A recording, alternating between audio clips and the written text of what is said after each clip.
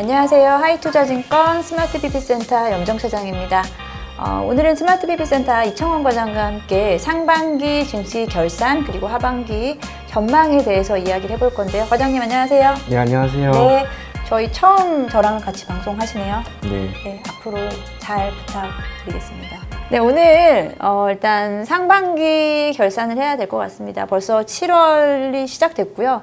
7월 첫 거래일은 상당히 기분 좋게 시작을 했죠. 네.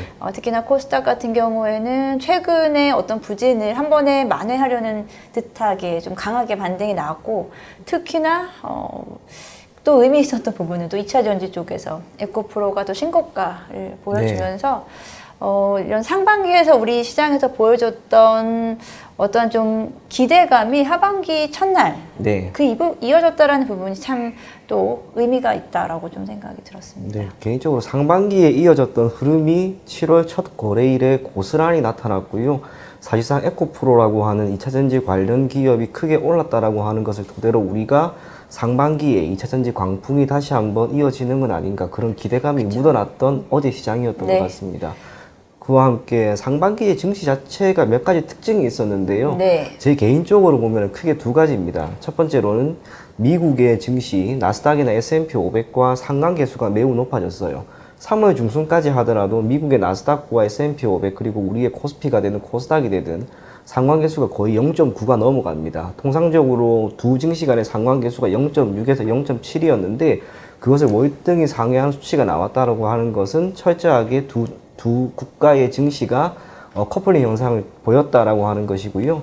그게 의미하는 것은 우리가 투자를 함에 있어서 오늘 증시를 예측하는데 상당 부분 도움이 될 수 있다는 것. 또 하나는 시장 자체는 참 좋았습니다. 코스피 같은 경우에는 올해 시가 대비 종가 수익률이 13.97%였고 코스닥은 26.97%나 상승하는 모습이 나왔습니다. 이 중에서 양의 수익률을 보인 종목, 코스피는 541개, 코스닥은 1086개, 상당 부분 좋은 모습을 보인 것 같지만 사실상 우리가 투자에 따른 투자 수익률을 고려할 때는 언제나 인덱스 자체를 봐야겠죠. 코스피에 속한 기업은 코스피 지수의 상승률보다 더 좋았는지를 봐야 할 것이고, 코스닥 같은 경우에는 코스닥 수익률보다 더 좋았는지, 여기에서 조금 이견이 달릴 수가 있는데, 아쉽게도 전체 상장 기업 중에 코스피 같은 경우에는 코스피 지수의 수익률보다 좋았던 기업이 281개밖에 되지가 않았고요. 코스닥은 457개밖에 되지가 않았습니다. 이걸 확률로 따지게 되면은 코스피는 29.89%, 코스닥은 28.58%만이 시장 수익률을 상회했습니다. 이걸 토대로 우리가 알 수 있는 것은 상반기에 시장 자체는 분명히 좋았다라고 할 수 있는데 사실상 10개 중에 3개 정도 종목만이 큰 폭으로 올랐고요. 여기에서 3개 정도 되는 종목이라고 하는 것을 살펴보게 되면 아마도 2차전지, 반도체 그리고 자동차, 여기에 상당 부분 집중되었던 게 아닌가 그리 생각을 합니다. 시청자분들이 조금 더 도움이 되기 위해서 제가 몇 가지 자료를 조금 가지고 왔는데, 첫 번째는 코스피의 수익률과 각 기업의 수익률 분포도라고 하는 거예요.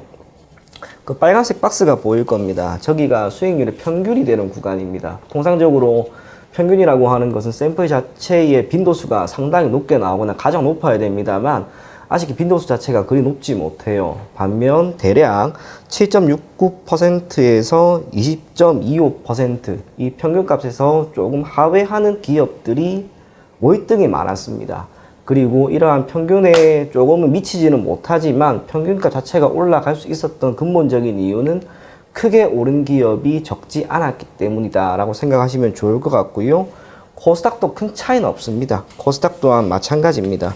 이걸 토대로 우리가 알 수 있는 것은 결국에는 상반기 증시 자체는 잘 오른 친구들이 시장 전체를 견인했다라고 하는 것으로 생각하시면 좋을 것 같습니다. 제가 개인적으로 생각하는 가장 큰 특징이고요. 그리고 이러한 특징은 하반기에도 더 이어지지 않을까 그렇게 생각을 하고 있습니다. 네, 제가 그럼 한번 정리 좀 해볼까요? 네. 우리 상반기 시장 사실 상저하고를 많이 예측을 했었죠. 예상을 했었는데 생각보다 1월부터 일단 흐름이 나쁘진 않았었고 2월부터 4월까지는 코스닥 중심의 시장, 코스닥이 코스피보다 좀 더 강한 흐름을 보였었고요. 그에 대한 부분은 아무래도 말씀하신 에코프로를 중심으로 해서 2차 전지가 이끌었고, 그리고 2분기 5월, 6월은 반도체가 좀 이끈 장이지 않았나. 그에 따라서 코스피가 어떻게 보면 코스닥을 좀 지수를 좀 따라가는 모습을 좀 보여주면서 일단 상반기 동안 두 축이 됐었던 반도체, 2차 전지 모두 다 각각의 지수를 이끄는 일부 종목들로 인해서 어찌 보면 좀 조금은 시장에서 아쉬운 건 지수는 올랐지만 상승한 종목이라든지 섹터는 조금 좀 한정되어 있었다라고 좀 볼 수 있겠습니다. 네, 그런데 그게 또 네. 공통적으로 나타나는 특징 중에 하나라고 생각할 수가 있는데요. 제가 자료를 하나 더 가지고 왔는데요. 2013년부터 2023년까지 샘플은 총 11개입니다. 시장 전체가 크게 올랐던 시기가 크게 3번 있었습니다. 2017년, 그리고 2020년, 그리고 올해였는데요. 각각 수익률은 2017년의 경우 코스피는 22%가 올랐고 2020년에는 30.54%, 그리고 올해 13.97%. 이렇게 크게 올랐던 시기에 나타나는 공통점이 네. 전체 상장되는 종목 중에서 시장 수익률을 상회하는 게 30%가 쉽게 나오지 않아요. 코스닥도 마찬가지입니다. 다음 페이지에 하나 더 나올 건데요.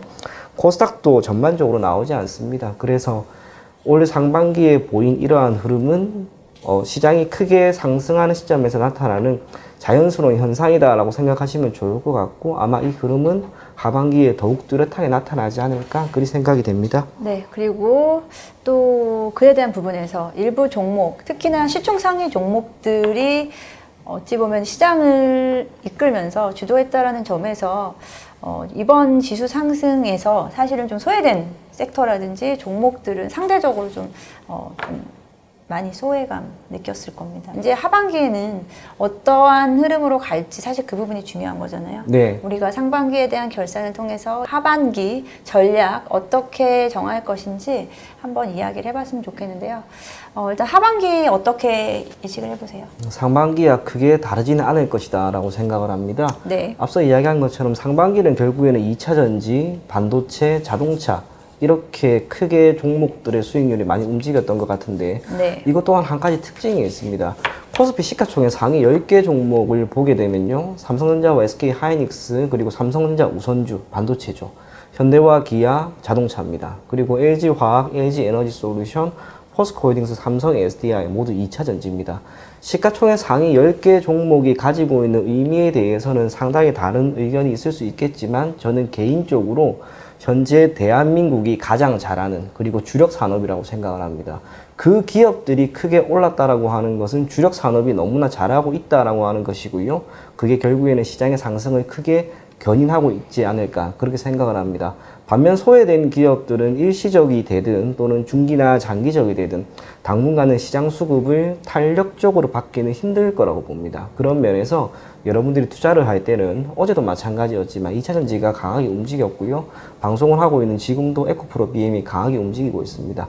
당분간은 시장에서 강하게 움직였던 섹터 위주로 여러분들이 볼 것을 권해드리고, 소외되었던 기업은 대략 4분기 정도의 움직임을 토대로 여러분들이 투자에 참여할 것을 권해드리겠습니다. 네, 그러면 우리 하반기에는 어떻게 전망을 세워야 될지 눈여겨볼 섹터를 한번 이야기를 해봐야겠는데요. 한번 나눠서 이야기를 해볼까요? 네. 우리 과장님 오늘 어떤 섹터 말씀해 주실 거예요? 대한민국 하면 역시 반도체 아니겠습니까? 반도체인가요? 예, 역시나 반도체입니다. 저는 앞으로는 2차 전지라고 생각하는데요. 2차 전지가 어제부터 가더라고요. 어제부터는 아니죠. 예, 네. 예전부터. 네, 한번 이야기를 해볼 텐데 먼저 반도체 섹터 하반기 어떻게 접근을 하면 좋을까 한번 솔루션을 좀 줘보실래요? 한 5월 정도까지 반도체 관련된 기업들이 잘 올라가다가 네. 시장이 전반적으로 위축되면서 주가도 조금 조정을 받은 것 같은데요. 네, 3분기 이후로 삼성전자와 SK 하이닉스를 기반으로 하고 있는 이 메모리 쪽 영업이익이라든지 실적 개선이 매우 기대가 된다고 합니다.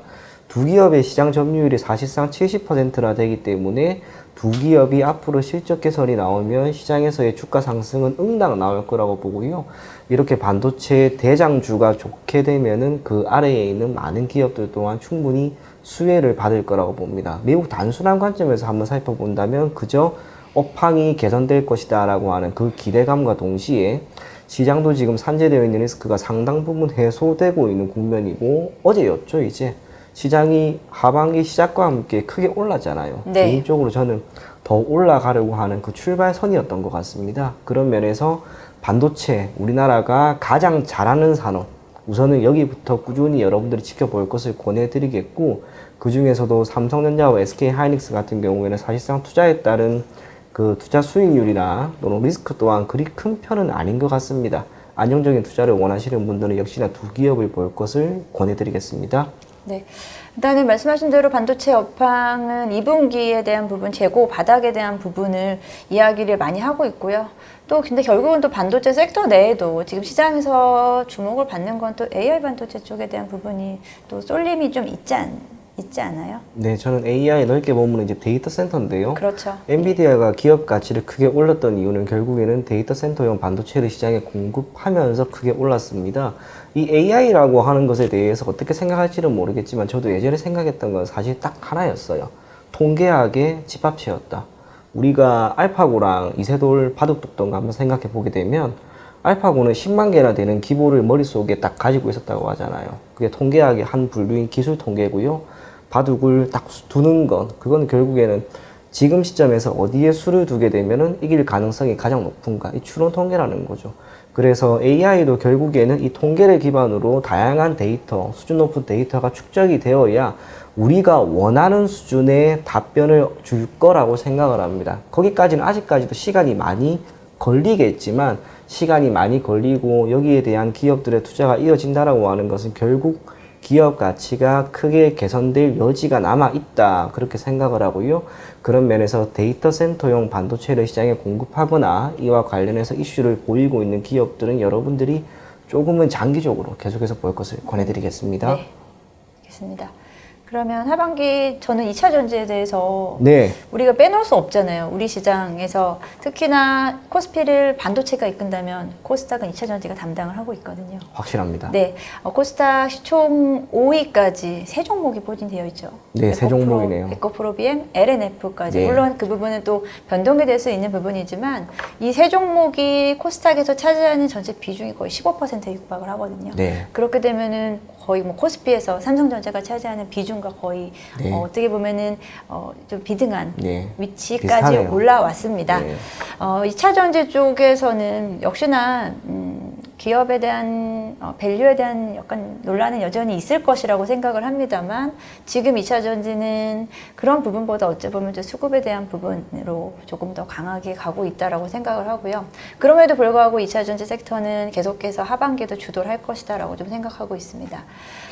양극재 중심의 시장이 일단 상반기에 좀 강하게 이어졌다라고 하면, 저는 하반기에는 나머지 소재 업체들 그리고 장비 업체들도 그에 따라서 종목별로 충분한 대응이 가능할 것이다라고 좀 생각을 하는데요. 이번 사실 어제 같은 경우 에코프로가 전고점을 뚫어줬던 부분이 다른 2차 전지 다른 종목들에게 좀 희망을 좀 안겨주지 않았나라고 좀 생각을 하고 있고요. 개인 투자자들 중심으로 이제는 워낙에 좀 강한 2차 전지에 대한 수급이 있고, 최근에는 외국인 기관들도 이러한 대형주 중심으로 수급이 들어오는 모습, 그리고 최근에는 2차 전지 ETF 관련된 출시라든지 이런 부분을 패시브 자금이 또 지금 지속적으로 들어올, 그리고 들어올 예정이다 라는 부분으로 인해서 2차 전지 섹터는 역시나 좀 강하게 움직일 것 같고요. 지금 시장에서 좀 이제 신경 써야 될 부분이, 기존까지는 어떻게 보면은 유아 독존이었었던 시장이었던 것 같습니다. 근데 아무래도 이제 미국과 중국의 관계가 어느 정도 개선됨에 따라서 중국 업체들이 미국에 대한 진출이 어떻게, 얼마나 빠른 시점에 어느 정도의 적극성으로 저는 진출하느냐에 대한 부분, 어쩌면 초반에는 약간 우회적으로 들어갈 수밖에 없겠죠. 하지만 그런 부분으로 인해서 우리 뭐 소재 업체들, 양극재 업체들, 그리고 셀 업체들이 일정 부분은 좀 주가 차원에서 좀 관리가 돼야 되지 않을까. 그래서 저는 오히려 나머지 소재 업체들, 음극재라든지 그리고 도전재 쪽, 그리고 저는 또 분리막 쪽에 대한 부분도 이제 하반기 이후부터는 본격적으로 미국 진출에 대한 부분이 가시화될 것이다라고 보고 있거든요. 그렇게 되면은 이런 나머지 소재들, 그리고 장비 발주를 지금까지 했었던 레퍼런스가 좀 강하게 가고 있는 이런 장비 업체들 중심으로 지켜보시면 좋지 않을까라고 생각하고 있습니다. 최근에 이제 또 하나기술이라는 또 장비 업체가 사실은 정고점을 좀 뚫고 올라가는 모습인데요. 지금까지 어떤 수주에 대한 기대감만으로 좀 버텼었던 종목이 실제로 대규모 공급 계약이 나옴으로 인해서 장비 쪽에서도 이렇게 좀 큰 계약건이 나올 수 있다. 그리고 이번에 또 계약 공시에서 보게 되면 하나기술 같은 경우에는 또 우리가 관심을 가져야 될 부분이 국내 업체가 아닙니다. 아시아권 업체라고 나와 있는데 아마 추정하기로는 중국 업체일 가능성이 좀 크다라고 좀 보고 있는데 우리 장비 업체들이 지금까지 이제 우리나라 셀 업체, 양극재 업체들이 워낙에 높은 기술력을 뒷받침할 수 있는 이런 장비 업체들의 글로벌 레퍼런스가 높아짐에 따라서 저는 뭐 미국 쪽이라든지 그리고 유럽 쪽에 대한 시장도 충분히 공략할 수 있지 않을까라고 생각하면서 장비 업체들도 이제 조금씩 또 고개를 들고 있다라고 생각하고 있습니다. 어떻게 2차 전지 괜찮을까요? 훌륭하십니다. 네. 일단 이 두 섹터 외에도 나머지 섹터들도 지금 순환매가 조금씩은 나타나고 있기 때문에 모든 섹터가 다 좋아야겠죠. 하지만 우리 시장을 이끄는 이 두 반도체, 2차 전지, 양 섹터가 힘을 내줘야 다른 섹터도 같이 따라오지 않을까 해보면서 이번 하반기, 상반기보다 더 화이팅 할 수 있게 했으면 좋겠고요. 화이팅 한번 해줘볼까요? 화이팅 한번 할까요? 하나, 둘, 셋, 화이팅! 오늘 영상 유익하셨으면 좋겠고요. 다음 시간에 찾아뵙겠습니다. 인사드릴까요? 예, 감사합니다. 네, 감사합니다.